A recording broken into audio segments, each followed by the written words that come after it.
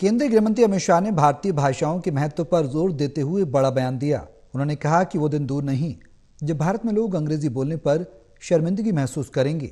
उन्होंने भारतीय भाषाओं को देश की संस्कृति का रत्न बताते हुए कहा कि ये भाषाएं हमारी पहचान का अभिन्न हिस्सा हैं और इनके बिना हम भारतीय नहीं कहला सकते।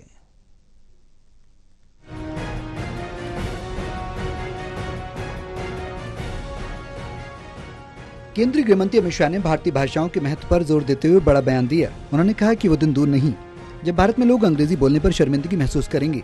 उन्होंने भारतीय भाषाओं को देश की संस्कृति का रत्न बताते हुए कहा कि ये भाषाएं हमारी पहचान का अभिन्न हिस्सा हैं और इनके बिना हम भारतीय नहीं कहला सकते।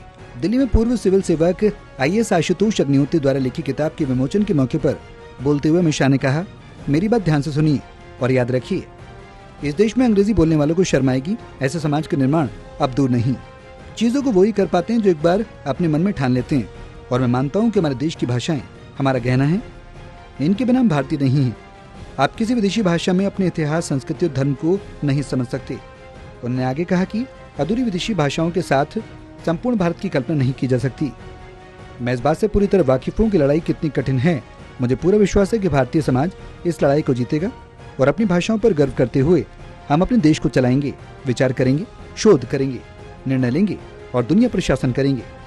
इसमें किसी को संदेह की कोई जरूरत नहीं।